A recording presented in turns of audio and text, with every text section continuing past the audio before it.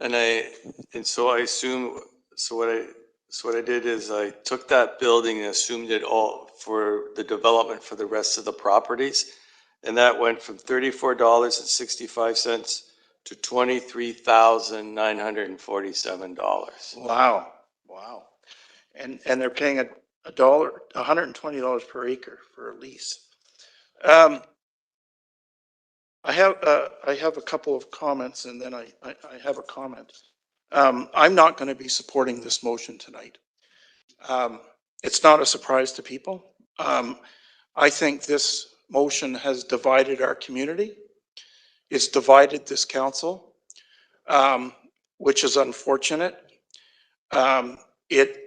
We've just been told it has the potential to hurt our job attraction, has the potential to hurt our high frequency rail proposal.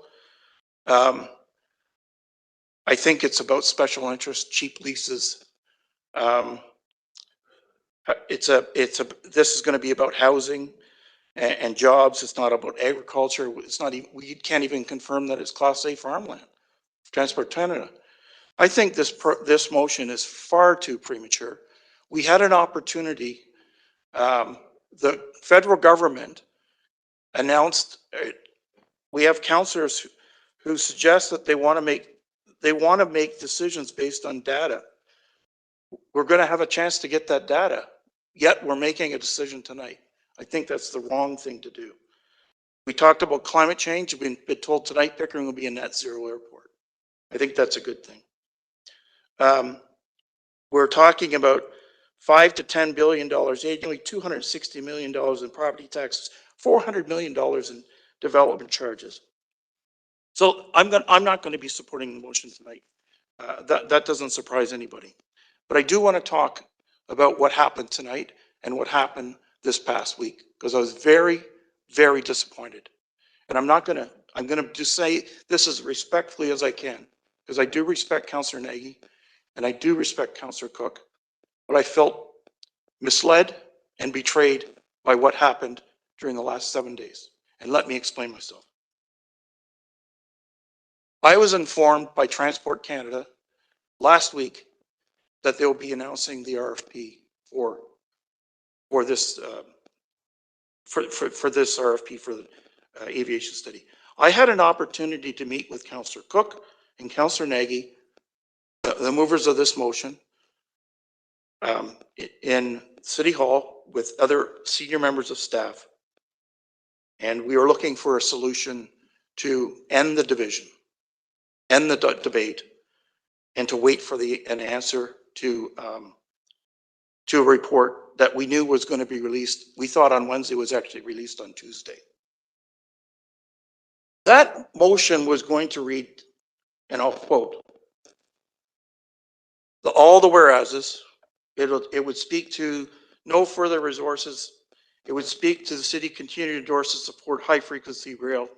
And the motion would read, and that council pauses discussion pertaining to an airport on Pickering lands until such time that the federal government undertakes and releases the findings of this new aviation study. The two councillors agreed to that wording. I shared that wordings with a number of delegates from the business community that were going to show up today and speak against the motion in support of an airport. We had 9 delegations today against the airport and 1 in support of the delegate. I think I was misled. I misled the business community, which I apologize for. This was the standing motion until yesterday morning at 11:19 a.m. in the morning. I wasn't given the courtesy of a call or an email from either of the councillors, and I only learned about this development by the clerk at 4 p.m. And Councillor Nagy, you and I saw each other at an event 40 minutes after you sent this email to our clerk. Very disappointed in what happened. So I think this motion and this debate tonight has been a farce because of that. There would have been far more people here, far more people having a balanced argument on this item. And I don't know what happened between 11:41 on Saturday morning when you advised staff that we're going forward with that motion, and 11:19 on Sunday morning when you advised the clerk that didn't happen. I imagine it was perhaps a conversation with some of those special interest groups. Anyway, I'm not going to be. A point of personal privilege. Yes? Didn't speak to anybody, no special interest groups. I spoke with some friends of mine, close friends who are completely unrelated, who don't live in Pickering. I spoke with my partner about this. I spoke with Councillor Cook about this. That's it. Did you ever think about speaking to the mayor that you made a commitment to? A promise to?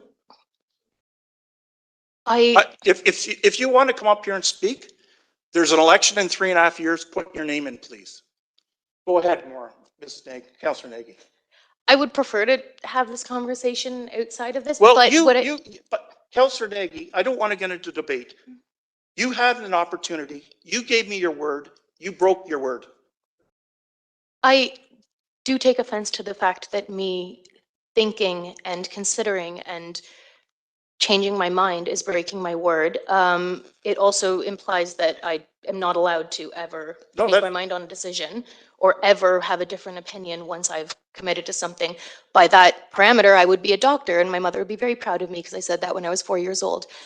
What I do acknowledge is that I did feel, what's the word I'm looking for? Swayed. I did feel pushed to agree to something, not by you, and I don't want to say by you, and I want to make that very clear, very clear.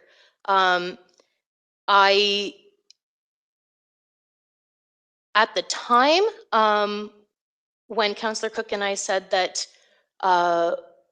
we could agree that that was a good way forward, and I may be wrong, but I don't believe that I said, I promise. I don't believe that I said, I give you my word. So if you want to, if you really want to split hairs. There was senior staff in the room, and Right. I don't really want to get into this, but I appreciate your side of the issue. I hope you appreciate mine. Absolutely, absolutely. And I am sorry that I didn't come initially to you.